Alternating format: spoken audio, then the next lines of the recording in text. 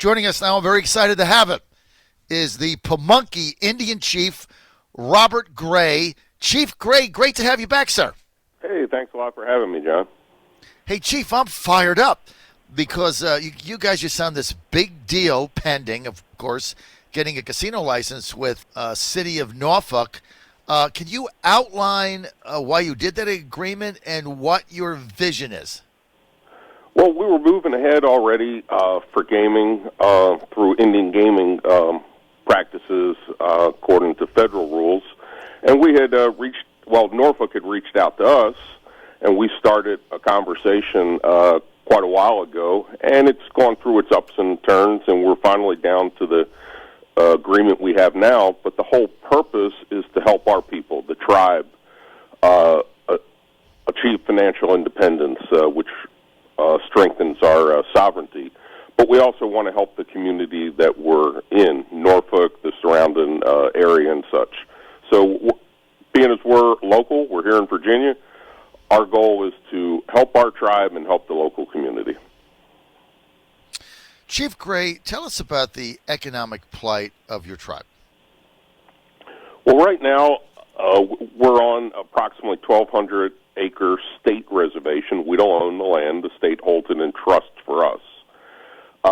And we have a number of tribal citizens who could use a hand up with help, health care, education, housing.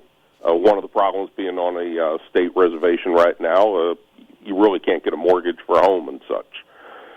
So those are the things we want to help our people. And we also have people around the country, tribal citizens who live throughout the country who are in need. But education, health care, those are some of the big issues. Tell me about the job impact it would have on your members. Well, on our tribal citizens, sure, job openings would be fantastic. We would like to hire our own tribal members, hire members of other federally recognized tribes here in Virginia, and but also provide education to help them achieve better jobs in the area. And if we can offer jobs, which we are, to the local community, so much the better. It helps everyone. So, give us a little history. We're with Indian Chief Robert Gray from the Pamunkey tribe. Chief Gray, give us the history of the Pamunkeys in Virginia, quickly. All right. The Pamunkey tribe has been in this area of Virginia for over 10,000 years, long before John Smith and all those stories that came up. But, shortly after the English arrived, things became tough. A lot of wars. Our reservation, as a result of two treaties in 1646 and 1677, we've been existing in this area, laying low at times. Our tribal citizens have fought in the American Revolution, in the Civil War, and every war since. About after the Civil War, Jim Crow laws and such made it a little difficult to be an Indian here in Virginia. Racial Integrity Act was one of the last nails in the coffin. After that, a lot of our people left Virginia. It was very hard to be an Indian here in Virginia at that time. Since then, about the 1970s, we started looking at federal recognition. That was about a 30-year process to get through. We achieved federal recognition, and we're here now looking for economic independence. So to get federal recognition, Chief Gray, for the Pamunkeys, that was a 3-decade process. Yes, sir. It took us all 30 years and a lot of work. And you got it recently, right? Just a few years 2015, back, 30 years later. 2016. Yeah, 2016. So you got it about 3.5 years ago, 30 years of work. Now, you signed the potential agreement with Norfolk for the potential casino, right? So legislatively, what has to happen, so that everybody knows for this to be a reality, is that, number one, the General Assembly, the Virginia legislature, has to pass a law that legalizes casino gambling in Virginia. That will be number one. That's the first thing they have to do. If that doesn't pass or they kick it back for further review, then there'll be no casino anywhere, let alone in Norfolk with the Pamunkeys on their reservation land. Secondly, is once that's done, if that passes, right, then there's got to be enacting legislation which says who gets a license, how are they doled out, and then who governs it, right? So those are the two things that are still hanging, right? That is sir? correct. All right. So then once they give the licenses out, then the process becomes who legitimately can apply for that. And if you let everybody apply, then the problem is you can have too many casinos in the same MSA, the same marketing area. None of them are successful, bad for the community. So then they've got to be regulated as to where they are so that each of them are sustainable. That's why we've got one perhaps in Danville, Bristol. And then the local area has to vote in favor of it. And then there's competing interests, right? You've got the big boys like Harrah's and MGM. They want to come in. You've got your tribe. Then you've got Rosie's Gaming, which is saying, well, we've already got a former casino here. We spent $300 million in the state. We employ 1,000 people. How do you get a compromise worked out, Chief? Well, at this point, starting at the end of what you said, we understand Rosie's is currently in here, but that's a reason for the state to look at is why they should allow further gambling. They already allow gaming in the state with what they authorized Rosie's to do. Rosie's came in, and we wish them well. They're supporting the horse industry, and we hope they can continue to support that. But we see that we're able to coexist with them and operate a different type of gaming than what they offer. Our benefit is we're a local entity. We're not an out-of-state corporation that is simply concerned of gaining high profits for our shareholders. The revenue we make will just fold right back here into Virginia. We want to invest in Virginia. We want to hire Virginians. We want to contract with Virginia businesses and such. So our whole game is about Virginia keeping the money, reinvesting it in the community and the state. That is unlike several of the other interests that you cited. Their interest is to come in, make as much money, and the majority of that money is siphoned out to pay shareholders and such. So we're hoping that because our plan is so Virginia-centric, and the fact that our federal recognition, there's an argument to be made that helped pave the way for a greater acceptance of gaming. Basically, the state saw us coming anyway. Mm-hmm. So we are hoping that the Virginia General Assembly looks at us as a extremely valuable partner as we move forward. So when you say extremely valuable partner, you see yourself being one of, obviously you wouldn't be the only one granted a casino license, right? You're only in one area. So you would see yourself being one of several, right? Whatever the competing interests are. So I guess the balance is you can't give a license to everybody, but you really have to give more than one. Otherwise, you develop a monopoly, which I don't think the General Assembly is going to do. So if you guys get a license, if the tribe gets a license, you sign the agreement with the city of Norfolk. So your vision would be that your casino would be there in Norfolk by the Amtrak station in the Harbor Park area, right? That's your vision. Yes, it is. And then anything beyond that?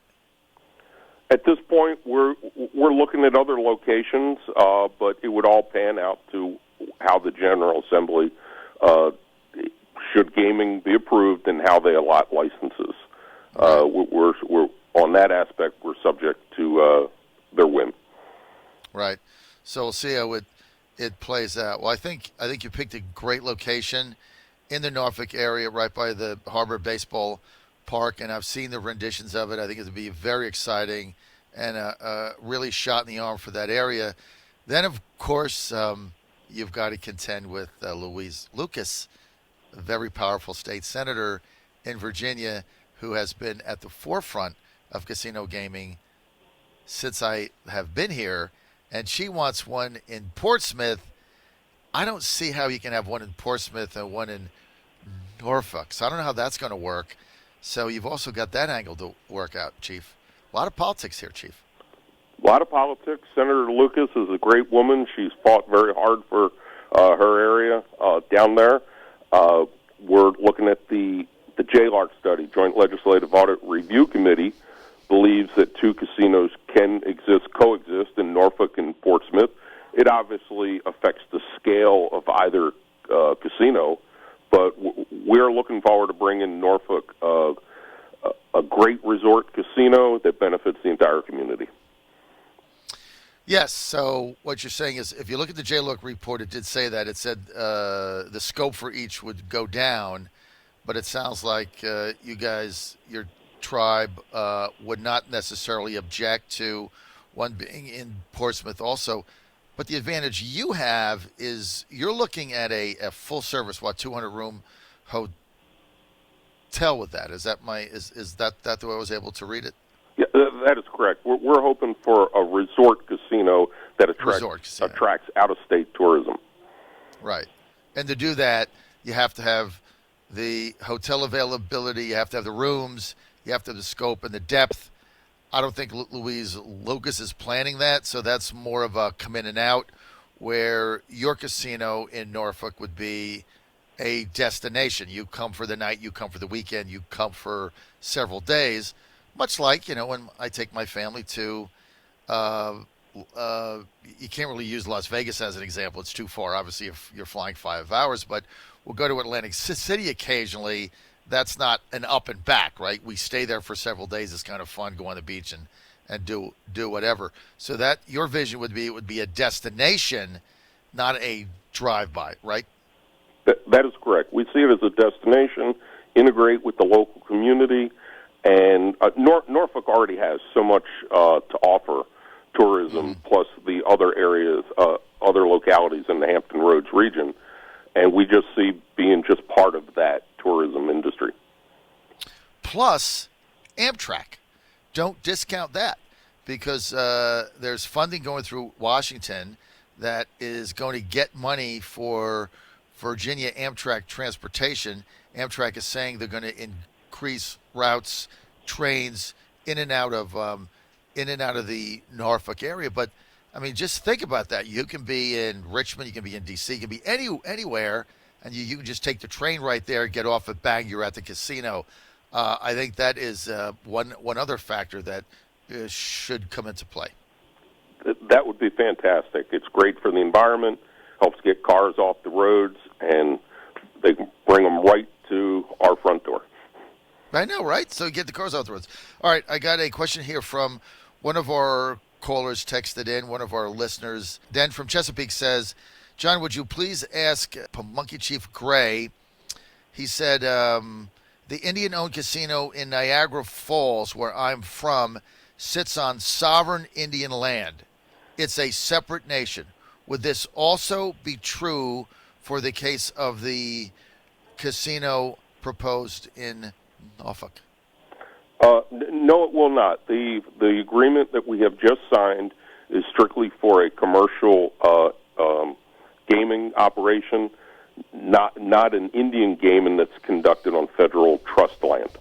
So this would be not on your sovereign land. And who would fund the development of it? I know you've got one major investor, but who would be the funding behind it? Well, that's our primary, at this point, our backer, our developer. When it comes time to go for the funding to the entire development, sure, we would go out to the large banks and put together a financial package that serves best, and Mr. John Yarborough is our developer. All right, and so if he's a developer, can I just ask you one other question, Chief Gray? Does he own the entire stake in it? I mean, what ownership of that goes back to your tribe? The tribe 100% owns the casino. We 100% own. We have an agreement with him for development and management. That agreement was drafted with the Indian gaming aspects in mind, which limits his involvement to 7 years for management and development and management of the operation. But the casino, the land, will be 100% owned by the Pamunkey Indian tribe. Well, I tell you what, I'm going to take a visit to your land. I understand that there's a lot of issues there with school and care and other things, hospital access, medical care, and hopefully you guys can get this done. You can find a way to make it happen. It could be beautiful. It could be big, and sounds like it's really going to benefit your tribe. And the key is working a compromise out, so it's not a zero-sum game where somebody loses, somebody wins. We need to make everybody win, and I think you guys are on the right path to do that as it relates to Rosie's and other people that obviously are going to be competing for a license in Danville and other areas. But we'll open it up, and hopefully it'll all work out. But I really appreciate your time, Chief Robert Gray. Always good to have you on, and I'm excited about your plans, sir. Well, thank you for having me on, John. Really appreciate it.